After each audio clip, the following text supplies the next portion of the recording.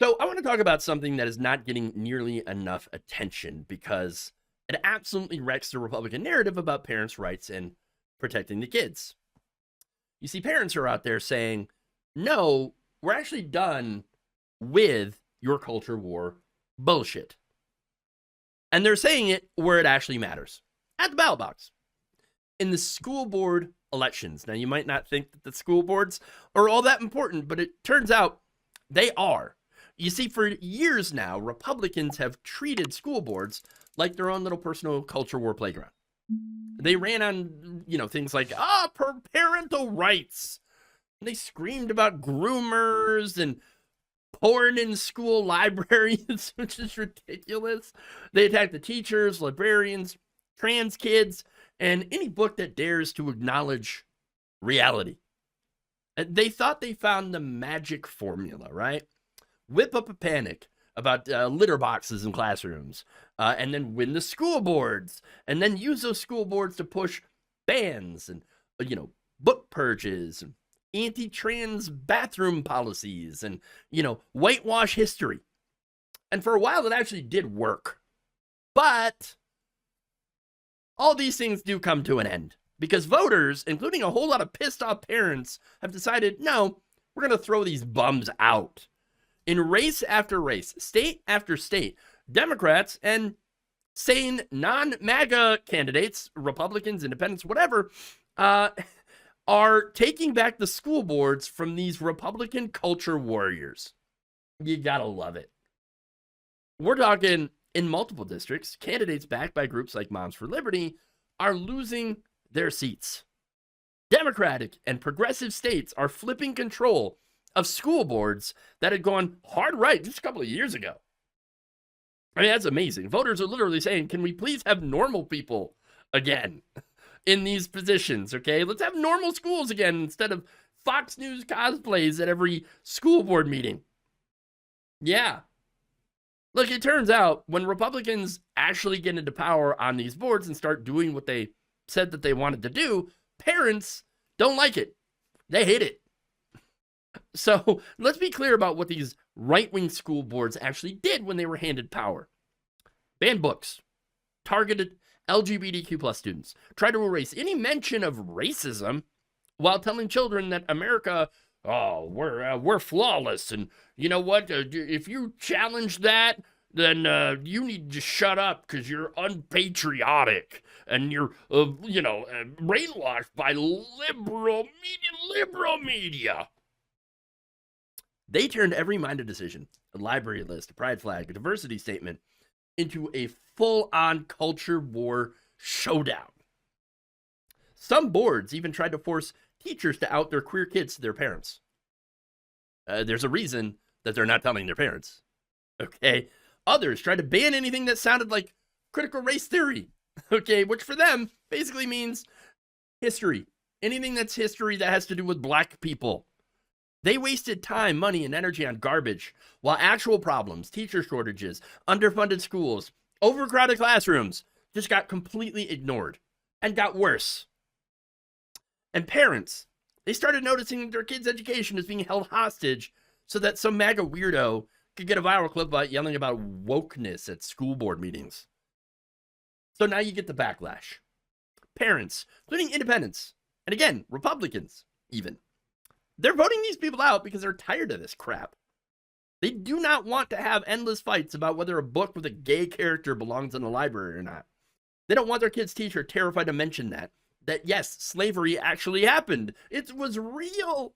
They don't want school board meetings turning into 3-hour screaming matches because Karen is convinced the second grade math book is a secret Marxist plot to trans your kids or something. I mean, it's insane. Most parents want a couple of things: safer schools, qualified teachers, good funding, and they don't want their kids being used as political props. Radical, I know. Crazy. And here's the thing Republicans didn't count on. You see, once you've had a couple of years of extremists in charge of the board, people see the results. They see the books disappearing from libraries. They see LGBTQ kids getting singled out and bullied. They see good teachers quitting because they're tired of being demonized. They see all the parental rights talk was never about giving parents more say. It was about giving just a certain amount of small, very loud, far-right weirdos veto power over everyone else's kids. And it turns out most parents don't like that. They don't like having their kids' education dictated by the most paranoid people in the country. So, again, you had people who are Democrats and non-MAGA candidates run on something simple. Let's get back to educating kids. Oh, wow. They're talking about school safety, teacher pay, class sizes, mental health. They're focusing on actual governance instead of turning schools into the next right-wing culture war battlefield against reality. And voters have responded to this. They're going into the voting booth and voting out the book banners, the trans bashers. And they're putting in boring functional adults, which is exactly what you want at a school board. Yes, you want boring people. I know, crazy, right? And look, this should freak out Republicans way more than it actually does, because school boards have been their test lab for, this culture war strategy, okay, where they manufacture moral panics, target people, LGBTQ kids, teachers, librarians, right, where they blast this stuff on right-wing media and use that outrage to gain these positions of power. But we're seeing the limits of that strategy. When you actually put these people in charge, regular people get a front row seat at just how ridiculous and destructive and unserious these people actually are. If the groomers in schools panic was so powerful that these people would be winning in landslides, and they're not. They're losing ground. And let's also talk about what this means for queer and trans kids, and for teachers, and for democracy in general. For LGBTQ plus kids, these school boards were never just about policy, they were about survival. When a board decides to strip protections away from these people, ban pride flags, censor books with queer characters, or force teachers to out their kids to the parents, that's not some abstract political move. That's a direct attack on real kids in real schools. So when right-wing majorities get replaced by more sane, boring people, okay, that literally makes life safer and less hostile for those kids. And the same for the teachers. They get to go back to worrying about lesson plans instead of whether reading a book with a black main character is going to get them dragged at the next meeting. And for democracy, that means something too.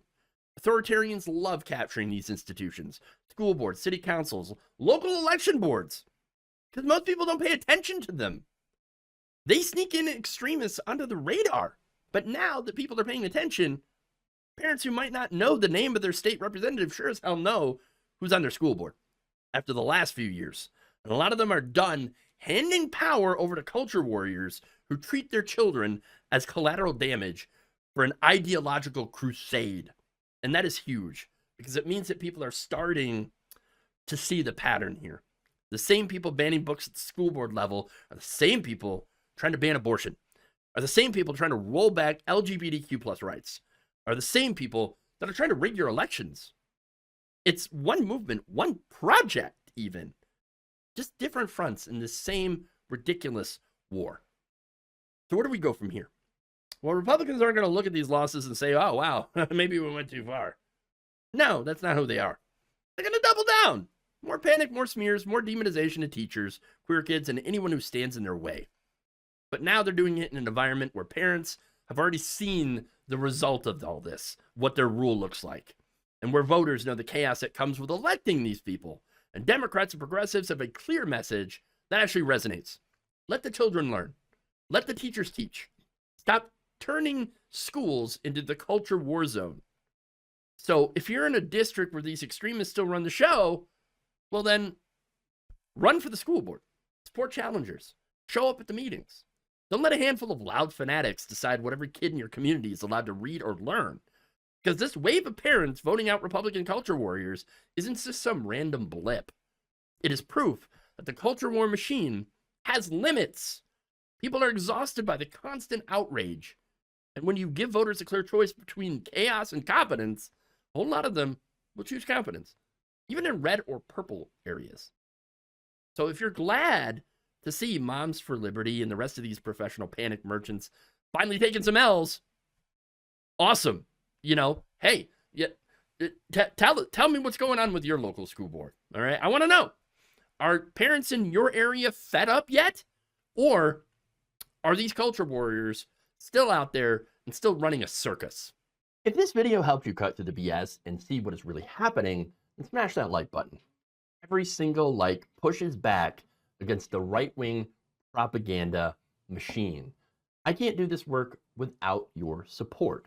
So please check out my Patreon. Link is in the description of this video. For a few bucks a month, you can help keep this channel independent from corporate BS. So hit subscribe, hit that notification bell, and let's keep fighting for democracy and against fascism together.